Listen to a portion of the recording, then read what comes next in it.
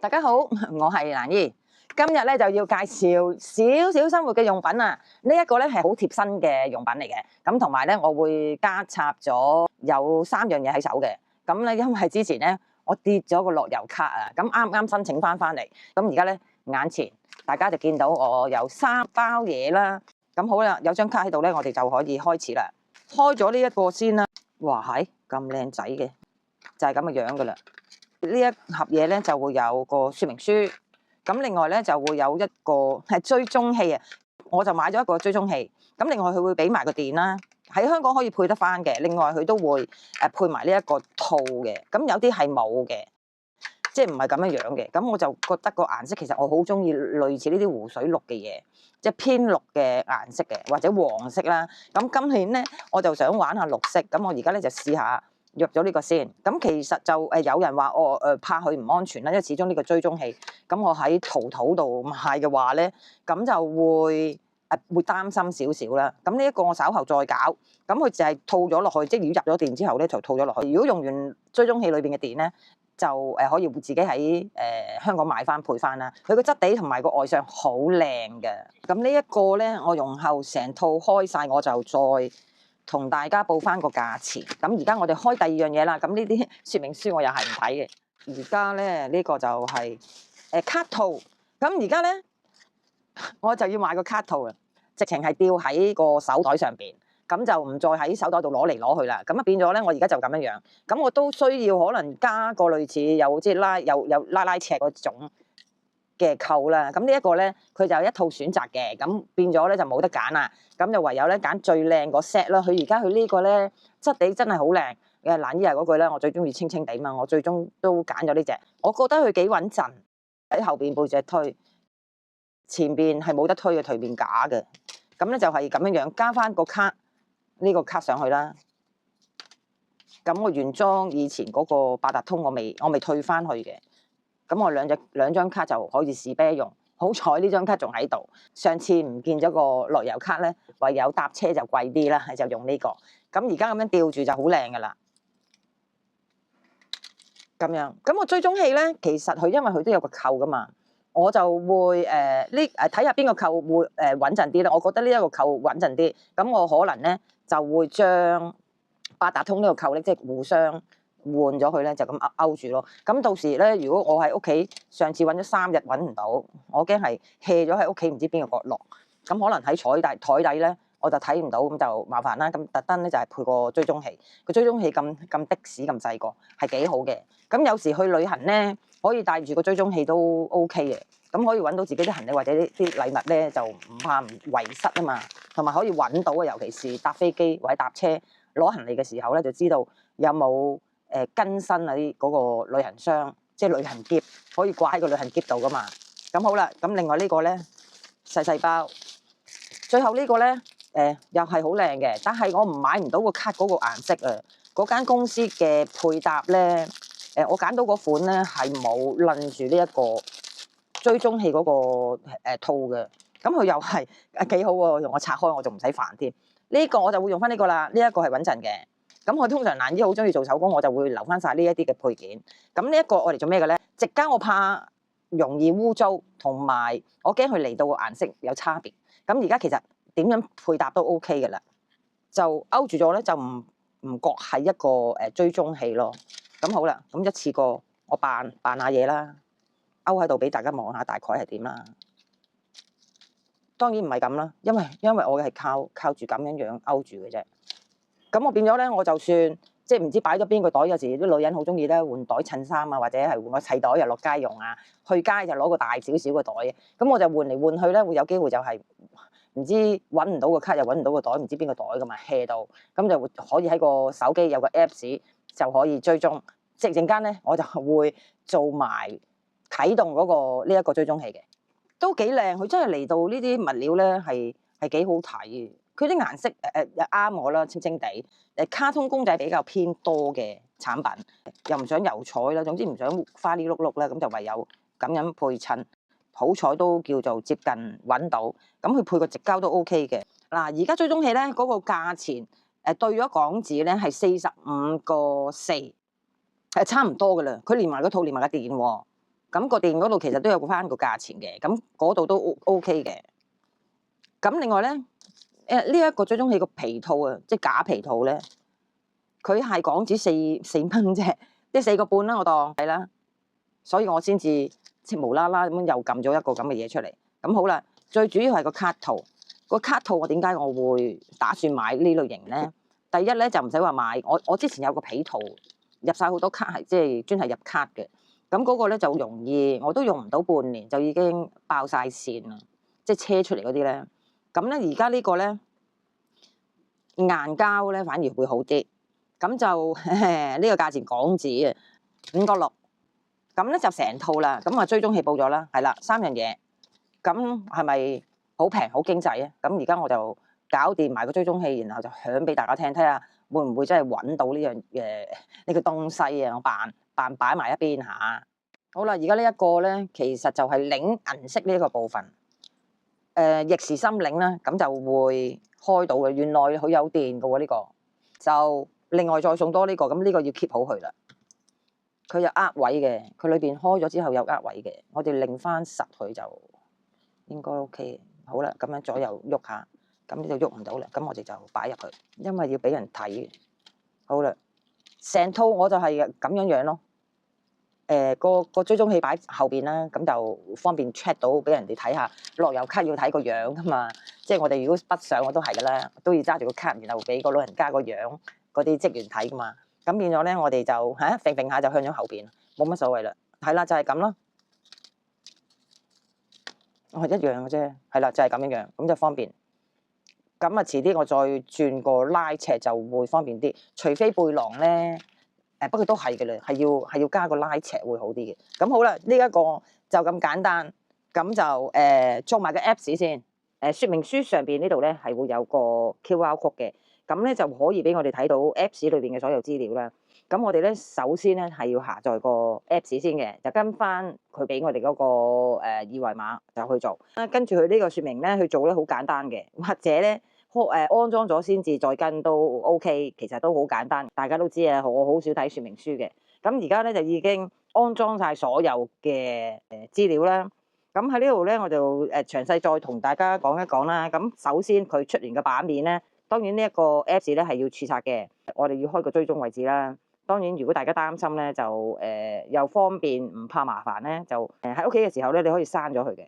咁你出街嘅時候，你先開翻，或者有活動嘅時候先開翻嗰個定位咯。咁呢一度咧好簡單，我哋講翻呢度啦。佢開咗之後咧，個版面咧就係一幅地圖嚟嘅。咁嗰個地圖係需要揾翻出嚟嘅喎。咁而家咧，我即係將佢因為放到好大好大，佢會放到去即係歐洲地區嘅。咁我咧就會而家咧就拉翻到去我哋而家嗰個位置啦。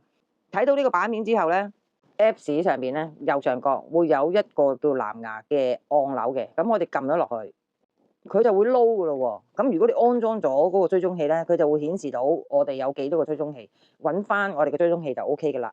咁佢同埋咧，每一個追蹤器都可以自己去定一個名稱嘅。咁我就寫呢一個追蹤器寫交通啦，啲求其是但寫啦，隨大家自己喜歡去做。咁我哋撳翻呢一個嘅按鈕咧，佢哋就會追蹤翻追蹤器之後咧，就要連線嘅。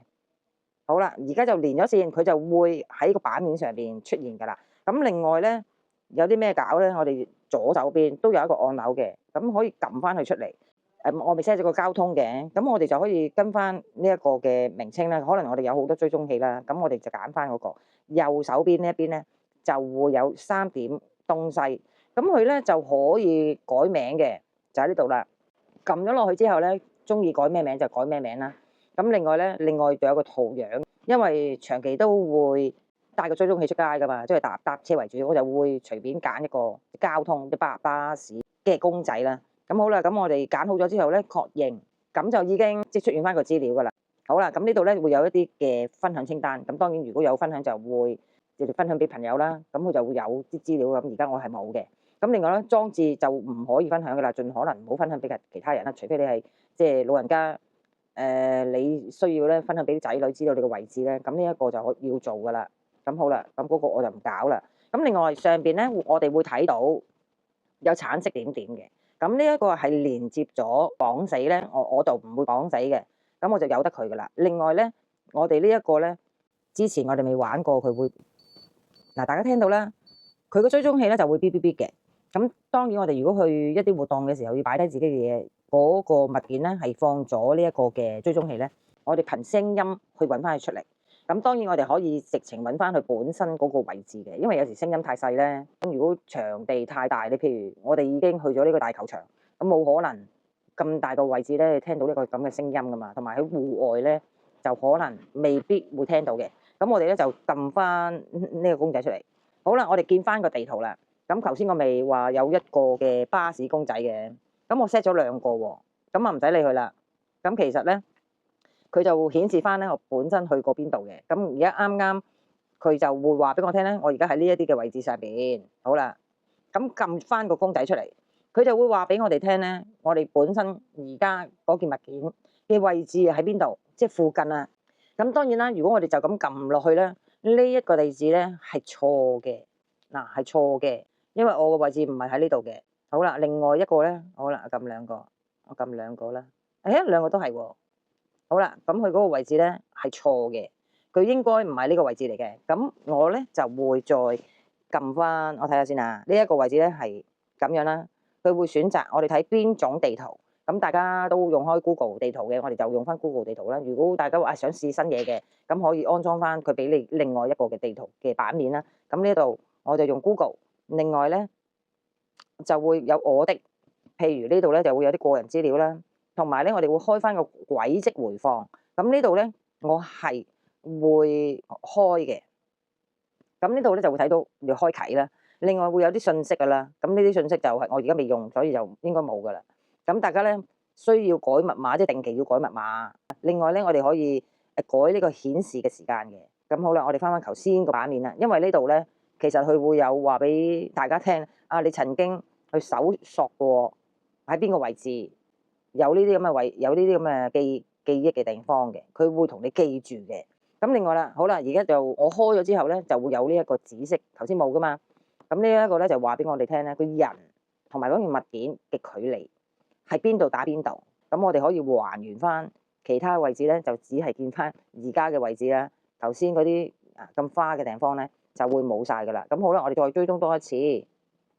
好啦，咁通常咧，佢會嗱，我哋撳呢度咧，佢就會話我哋咧冇乜資料啊，俾得太少。咁因為我冇綁死啊嘛，冇綁死，咁佢就會有個咁嘅情況出現。咁好啦，咁而家咧我就睇翻呢個 Apps 地圖啦。